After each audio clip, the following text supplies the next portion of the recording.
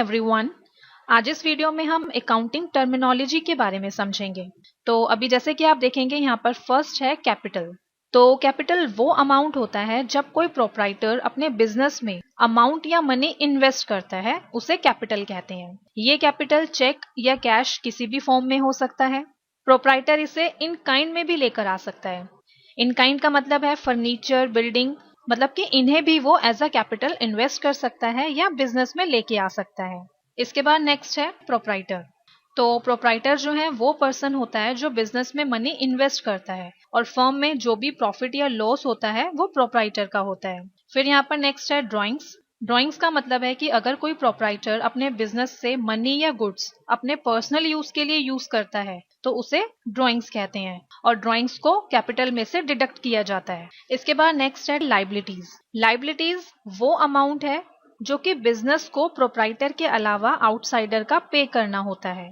Liabilities दो तरह की होती है, long term liabilities and short term liabilities. Long term liabilities वो लाइबिलिटीज हैं जो एक साल से ज्यादा टाइम के बाद पे करनी होती है और शॉर्ट टर्म लाइबिलिटीज वो लाइबिलिटीज हैं जिनकी पेमेंट एक साल या एक साल से कम टाइम पीरियड में पे करनी होती है। और शॉर्ट टर्म लाइबिलिटीज के एग्जांपल्स हैं जैसे कि bills payable, bank overdraft, creditors etcetera. अब जैसे कि अभी मैंने आपको यहाँ पर एक एग्जांपल दिया क्रेडिटर्स का। क्रेडिटर्स का मतलब है लेनदार, यानी कि जिस पार्टी से हमने गुड्स परचेज किए हैं वो पार्टी क्रेडिटर है। अब जैसे अगर हम अपने बिजनेस के लिए क्रेडिटर से गुड्स परचेज करते रहते हैं तो उसकी पेमेंट हमें एक साल के अंदर या कुछ दिनों में या कुछ मंथ्स में पे करनी होती है, इसलिए ये क्रेडिटर्स जो हैं ये शॉर्ट टर्म होते हैं। इसी तरीके से नेक्स्ट एग्जांपल मैंने आपको दिया बैंक ओवरड्राफ्ट का। बैंक ओवरड्राफ्ट भी शॉर्ट टर्म लायबिलिटी है क्योंकि जब हम बैंक में अपना कोई चेक डिपॉजिट करते हैं तो हमारा बैंक ओवरड्राफ्ट कम हो जाता है और अगर कोई चेक इशू करते हैं तो बैंक ओवरड्राफ्ट बढ़ जाता है और ये प्रोसेस ड्यूरिंग द ईयर चलता रहता है, इसलिए बैंक ओवरड्राफ्ट को भी शॉर्ट टर्म लायबिलिटीज कहते हैं। इसके बाद अब हम यहाँ पर जो है लॉन्ग टर्म लायबिलिटीज के एग्जाम्पल को समझते हैं। अब सपोज हमारी कंपनी को फर्नीचर की रिक्वायरमेंट है और कंपनी वो फर्नीचर 2 साल के उधार की टर्म पर परचेज करती है, तो ये कंपनी के लिए लॉन्ग टर्म लायबिलिटीज बन जाएगी क्योंकि यहाँ पर जो टाइम पीरियड है वो एक साल से ज्यादा का है, तो इसलिए वो टर्म कंपनी के लिए लॉन्ग टर्म लायबिलिटीज बन जाएगी। फिर यहाँ पर नेक्स्ट है एसेट्स। एसेट्स जो है वो प्रॉपर्टी या लीगल राइट्स है जिसकी मनी वैल्यू होती है। अब जैसे कि इसके एग्जाम्पल्स हैं debtors, stock of goods, furniture, building, cash etcetera. Assets जो है वो दो तरह की होती है जैसे कि आप स्क्रीन पर देख सकते हैं, fixed assets and current assets. तो पहले आइए हम यहाँ पर जो है फिक्स्ड एसेट्स को समझते हैं। फिक्स्ड एसेट्स जो हैं वो एसेट्स हैं जो बिजनेस को ऑपरेट करने के लिए परचेज की जाती हैं, ना कि रीसेल करने के लिए। और जैसे कि इसके एग्जांपल्स हैं land and building, furniture, machinery etcetera. और इसके बाद अब यहाँ पर सेकंड एसेट्स है करंट एसेट्स। करंट एसेट्स वो एसेट्स हैं जिसे फर्म शॉर्ट टर्म में कैश में कन्वर्ट कर लेती है और इसके एग्जांपल्स हैं like closing stock, debtors, bill receivable etcetera. फिर आप देखेंगे यहाँ पर नेक्स्ट है डेटर्स। डेटर्स जो हैं वो होते हैं जिसे फर्म क्रेडिट पर गुड्स सेल करती है और डेटर्स जो हैं वो फर्म के करंट एसेट्स होते हैं। फिर यहाँ पर नेक्स्ट है क्रेडिटर्स। क्रेडिटर्स वो होते हैं जिससे फर्म क्रेडिट पर गुड्स परचेज करती है और ये फर्म के शॉर्ट टर्म लायबिलिटीज में आते हैं। देन अब यहाँ पर नेक्स्ट टर्मिनोलॉजी है एक्सपेंस। कंपनी जो है गुड्स को प्रोड्यूस और सेल करने में जो भी खर्चे करती है उसे एक्सपेंसेस कहते हैं। देन यहाँ पर नेक्स्ट है इनकम। जब कंपनी गुड्स या सर्विस को मार्केट में सेल करती है तो उससे जो रिवेन्यू रिसीव होता है और उसमें से एक्सपेंस को डिडक्ट करके जो अमाउंट बचता है उसे इनकम कहते हैं। नेक्स्ट है रिवेन्यू।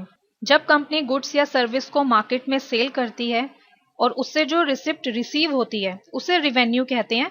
अब यहाँ पर नेक्स्ट टर्मिनोलॉजी है गुड्स। गुड्स जो है वो प्रोडक्ट्स हैं जिनमें कंपनी डील करती है और जो प्रोडक्ट एक कंपनी के लिए गुड्स होते हैं वही प्रोडक्ट किसी दूसरी कंपनी के लिए एक्सपेंस या एसेट्स भी हो सकते हैं।